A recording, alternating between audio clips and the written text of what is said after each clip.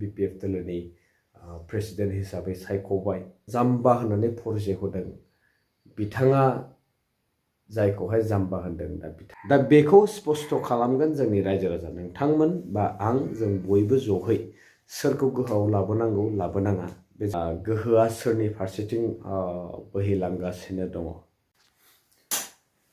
खुलुमबाय रायजोफोर हेल' एसबि ब्लगनि नायगिरि साफ्रोमखौबो आंनि गोसो गोरबोनिफ्रायहाय बरायनाय थाबाय। गोलाव सम जाबाय आङो पलिटिकल आपडेट्स बा खुनु भिडिअ नोंथांमोननिसिम दैथायहरनो हायाखै बा फोसावनो हायाखै। बेनि गोबां जाहोन दङ आं बेखौहाय लासै लासै भिडिअनि गेजेरजोंहाय फोरमायलांगोन। जेन हक दिनै गोबाव समनि उनावहाय दिनै नोंथांमोनजोंहाय माखासे खौरां फोसावनो होननानै नैबे भिडिअखौ लाबोनाय जादों। दासान्दि पलिटिकल आपडेट्सनि गोबां माने गरम दुंहाव थासारिखौ नोंथांमोना नुनो मोनदों। सोरबाया मा बुंदों सोरबाया मा होनदों आरो नोंथांमोननि गेजेरावहाय सोर मा बुजिदों आं बेखौहाय मिथिनो साननैसो सम लाबावगोन। जेन हक लेटेस्ट खौराङानो बेनो जाहैबाय मैया थांबाय मोनसे बर'फोरनि गिबिसिन धोरोम बा जोंनि कालचार बा जोंनि मोनसे आइडेन्टिटि हिसाबै बाथौ सानखौहाय मैया फालिनाय जाबाय। दा बे सानखालि गोबां दैदेनगिरिफोर बाहागो लादों ज' जाजाय बयबो बाहागो लानानैहाय गोनां खौरां जोंनिसिम फोसावदों आरो मेसेजखौ हरदों। बेनि गेजेरावनो जोङो पलिटिकेलि जुदि बेसे फिदिं फिदा जुदि नायोब्ला आं माखासे हेडलाइन्सफोरखौहाय नायनानै मिथिनो मोन्दों। बनरगावआवहाय BPFआ बिग जिर' होननानैबो माखासे हेडलाइन्सखौ मोन्दों। बिआर फेरेंगा सारनि माखासे खोथा मोनथिनो मोन्दों जे हाग्रामा महिलारि बारग' BPFनि चिफ बिथां बा दाबो गोदानैहाय थांनाय जिहेतु ट्रेनियेल कनफारेन्सआवहाय बिथांखौ फिन खनसे BPF दोलोनि प्रेसिडेन्ट हिसाबै सायख'बाय। दा बिथांखौहाय जाम्बा होननानै परिचय होदों जोंहा मानगोनां फरेस्ट बिफाननि बिआर फेरेंगा सारा।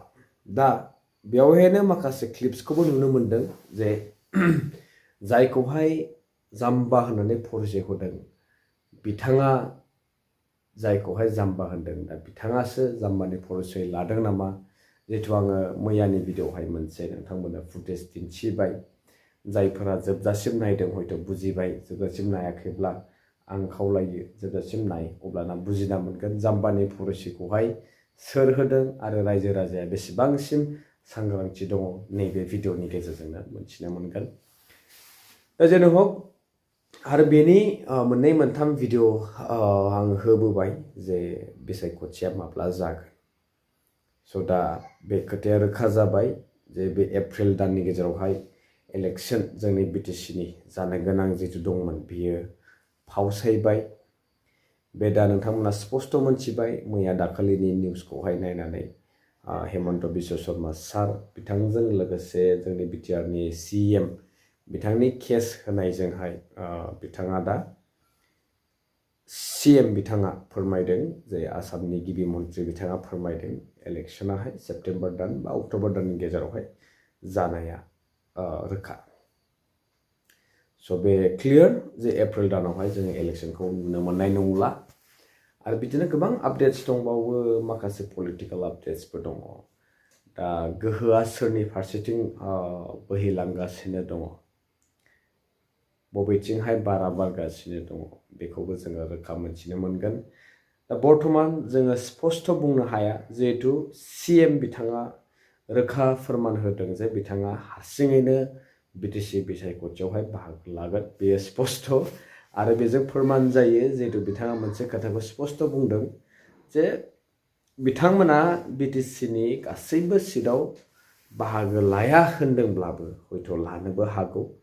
आरो बेनि गेजेरावनो बिथांमोना अपसन दोनदों जे जाय दोलोआ बांसिन गोहोजोंहाय देरहासार जागोन बेनो BTCनि CM जागोन बा BTC खुंथायनि CM बा BTR जोंनि ओनसोल रिजननि पावारखौहाय गोहोखौहाय मोनगोन बा बिथांमोनहा बिथांमोनजोंनो एलायन्सआवहाय सरकारखौ दागोन।